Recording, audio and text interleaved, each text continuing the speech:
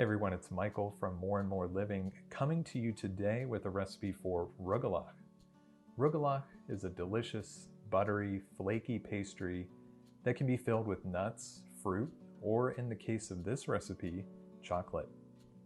The dough in this recipe is cream cheese based, though other recipes may use sour cream or yeast. Maybe we'll try one of those another time. Anyway, ready to get started? We'll start with the dough, and for that we're going to need 8 ounces of cream cheese, softened, 1 cup or 2 sticks of butter, also softened, 1/4 cup of sugar, 1/4 teaspoon of salt, 1 teaspoon of vanilla extract, and 2 cups of all-purpose flour. Then we'll move over to our mixer, and here we're going to put in the cream cheese and also our 2 sticks of butter. Get that all in there. And we're going to mix this at a medium-high, maybe even a high speed for about 2 to 3 minutes until fluffy.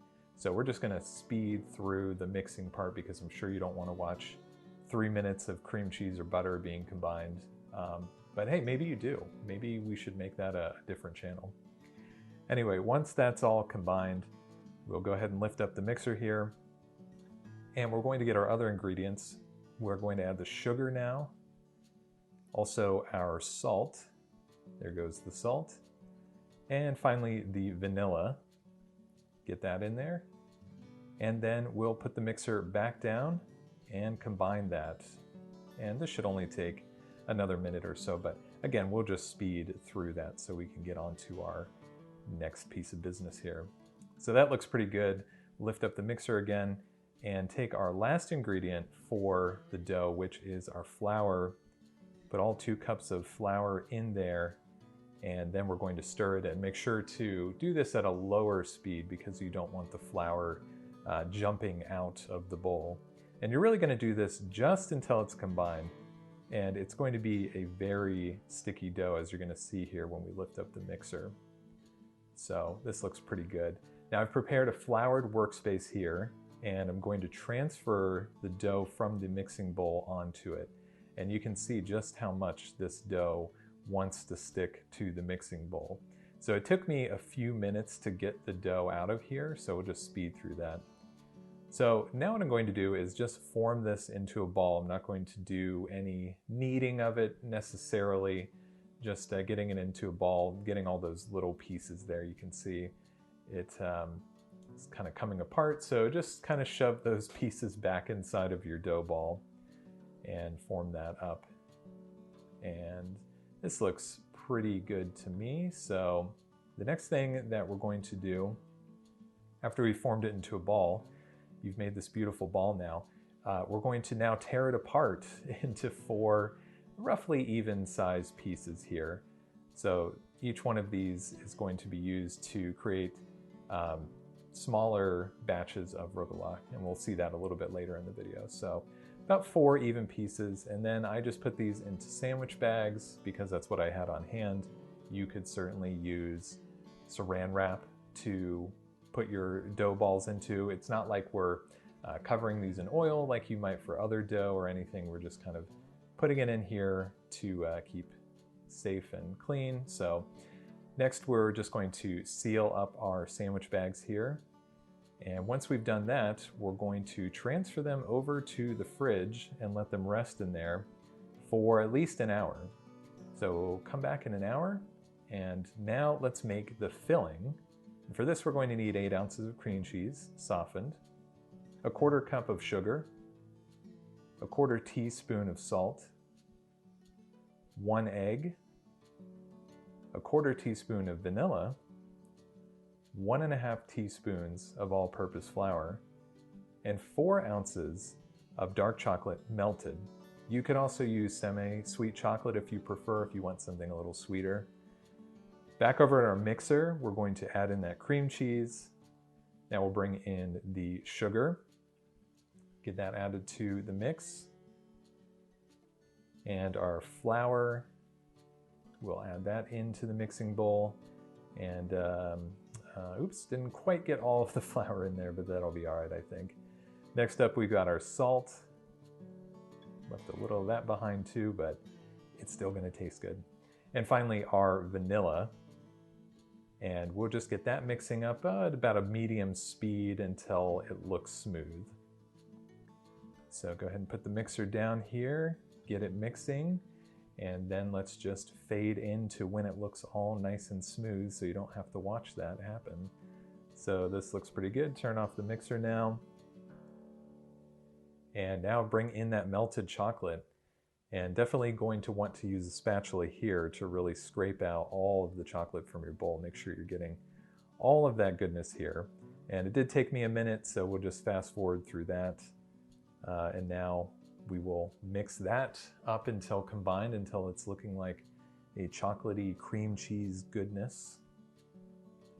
And we'll fast forward a little bit through there. And we've got one more ingredient, which is our egg. So we'll bring that in and we're going to add that to the mix here and just stir it up until just combined. We don't want to over stir at this point. So fast forward through this, fade into a nice mixed up chocolate filling. See how it looks. That looks good enough to eat, but don't eat it yet because of that egg. All right, we've got a prepared floured work surface here, and we're going to transfer one dough ball to it. We're also going to flour that rolling pin because, again, this dough is sticky. Now this just came out of the fridge, so it's going to be a little bit hard to roll at first, but as you can see, it rolls out nice, and we're just going to try to make this into a circle. Don't worry if it's not perfect, about a 1/4 inch thick. So now we can bring in the filling, and we'll spoon some of this on here. Now I softened this filling up a little bit in the microwave, about 15 seconds, just to make it a bit easier to spread. And you can see that it is spreading pretty nicely there. And just took about a 1/4 of the filling because remember you have 3 other dough balls that we're going to need to do this to. And we're just going to do our best to spread the chocolate filling edge to edge here. Now don't worry about it if it doesn't make it all the way to the edges. You'll see why when we actually roll up each of our pastries, that it's not going to be too detrimental if we're not getting that chocolate all the way edge to edge. But we do want to make sure that we get enough chocolate on here because, well, we want the people enjoying their pastries to get a taste of that chocolate along with that cream cheese dough. So I'm thinking this is looking pretty good now. Just kind of clean up some of those edges there. That looks good to me. So now I'm going to take a pizza cutter, cut down vertically here, and then horizontally. And you're going to find that the dough will stick to the pizza cutter. So you might need to help remove some of that dough so it can cut through. Now you have a choice here. You can either cut down vertically side to side twice. You'll end up with 8 pieces, and those will be a bit bigger rugelach. Or you can do what I'm going to do here and cut it diagonally 4 times side to side. And that's going to give us 12 rugelach, and those will be a bit more bite-sized because, you know, the pieces are going to be smaller. So we'll just cut it here diagonally again, side to side, going right through the middle, and you can see it's sticking to that pizza cutter. So help it along there. And now we'll do the other side, cutting diagonally. So kind of going, you know, left on one side, up and toward the right on the other side is how we're doing this to get those 4 diagonal cuts there. And now our final cut here, last bit of stickiness, of course. So there we go, 12 pieces. So now it's time to roll it up. And just remove one of your pieces here. And you can see there on the side, I've got a baking sheet lined with parchment. That's where we're going to transfer it to. We're going to roll from the edge toward the point. And so this is why I said earlier, it doesn't matter if it's not a perfect circle because that outer edge is going to get rolled up anyway and no one will see it, so it's all good. So there's the first one. Pull off another one of our slices here. And you can see that not all the slices are the same size, and that's okay too, because within this you'll end up with some rugelach that's bigger than others, some that's smaller. So there you can see that second piece So only about half the size of the first piece, but that's all right. You know, these are still going to be delicious. And, you know, for the folks who say, I just want a small one, well, there's a small one for them. So we're going to repeat that for the other 3 dough balls and cut them up, roll them up, and transfer them to the parchment paper. All right, in a small bowl, let's whisk together an egg and a 1/4 cup of sugar. We're actually going to use this to coat each piece of rugelach. So I'm going to take a brush now and just brush onto the top here. And you know, we're not looking to entirely coat this. It's just going to give it a nice golden brown look to it, a little bit of crunch too when you bite into it. So just go ahead and coat each one of your rugelach. And there we can see fully coated. Let's take those over to the oven, which we've preheated to 350 degrees.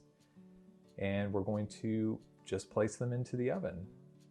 And you might be able to fit both your baking trays in here. I could not, so just one at a time. And we're going to bake those for about 20 minutes or until they're golden brown. So I had to keep adding about 5 minutes, but you can see here as I zoom in, it's got a nice golden brown flaky look to it. Really beautiful. And once we've gotten them cooked up, we're just going to take them off the parchment. We will transfer them over to a cooling rack to let cool completely. There you can see all of my beautiful rugelach. Golden brown, crispy, ready to eat. Well, I hope you enjoyed making this recipe with me. Let me know in the comments how yours turned out. See you next time.